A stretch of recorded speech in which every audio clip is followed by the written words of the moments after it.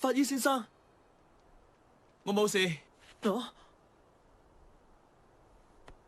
不過唔知蒙哥拿佢覺得點樣呢？轉啊轉，轉啊轉，好似氣球一樣嘅我。風先生佢一啲都唔緊張。吹啊，再吹係咯大風啲啦。仲唱歌添。佢用考段嚟同我打，不過蒙哥拿就一啲反應都冇啊！咁即係話，嗰個人嘅身上根本就冇收埋小欣嘅羽毛。你哋吱吱浸浸講乜嘢啊？係咪想投降啊？如果我投降嘅話，咁跟住又會點啊？咁仲使講嘅？下一個對手就係小狼。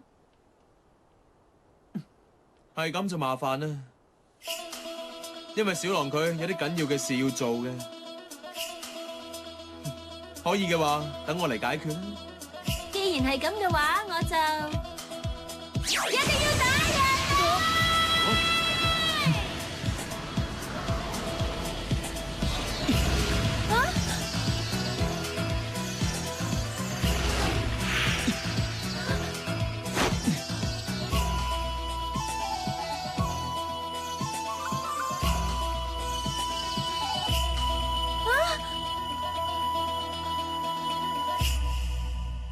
我真係唔想傷害一個咁靚咁可愛嘅女仔，唔好打嚟。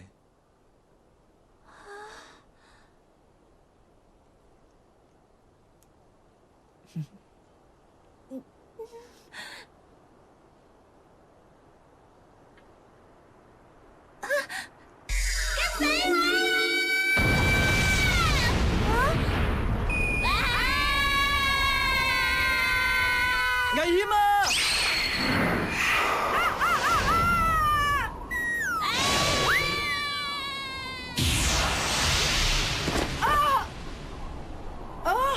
呢個係哎呀！你喺度搞咩啊？普利梅拉，係你啊，生物。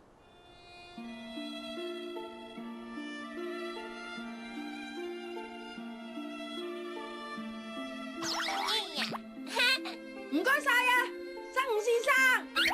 阿邊？你唔去做嘢嚟呢度搞咩啊？你個演唱會點啊？都係你啦！邊個叫生物你成日都唔陪我玩喎？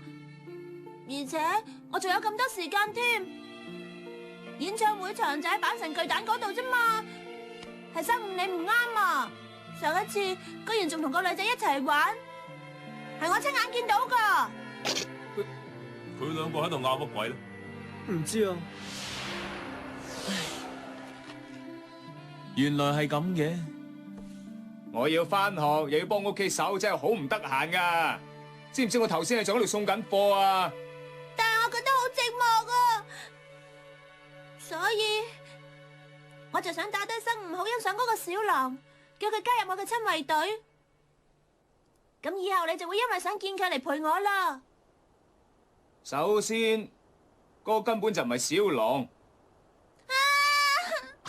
小狼，小狼，蒙哥拿，你嗰對眼有啦，有羽毛喺呢度附近呢。喺邊啊？究竟喺邊度啊？我唔知啊，不過頭先感覺到有股好強嘅波動啊。啲羽毛果然係俾考段收埋咗啊！只不過嗰啲波動一陣強一陣弱咁，究竟點解會咁？空太先生，佢曾經講過嗰啲口段係會保護逼佢附身嘅嗰一個人㗎，咁所以當啲口段想要保護嗰個人嘅時候，佢就會發出最強嘅力量。咁即係話，如果唔打過，就唔會知道喺邊個度啦。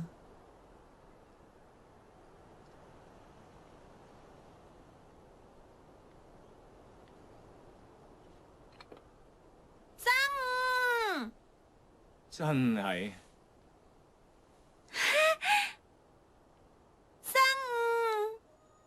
普利梅拉，睇嚟佢兩個已經嗌完交好返啦噃。哇！呢兩個人咁無聊嘅。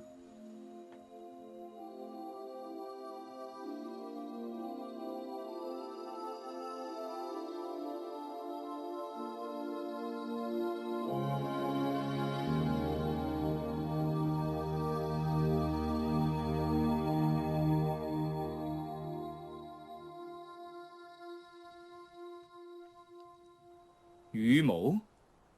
冇錯，我想知道你嘅考段究竟有冇收埋到小英嗰啲失落咗嘅羽毛？但係我唔知究竟有定冇喎。咁睇嚟，我哋要用考段鬥過先知啊！我曾經同你講過，我好欣賞你，係真心話嚟。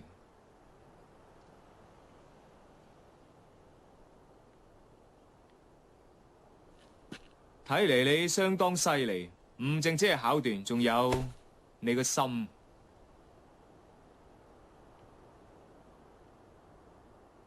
所以我一直都好想用考段嚟同你打返一場。我明白啦。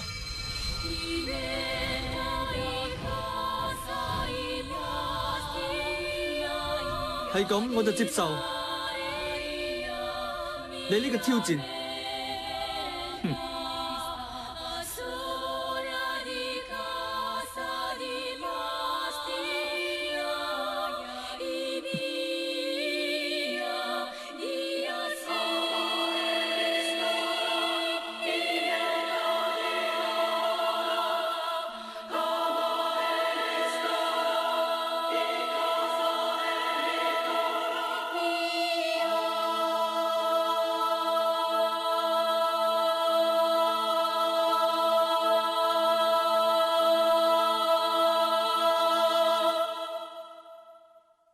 ねえこの街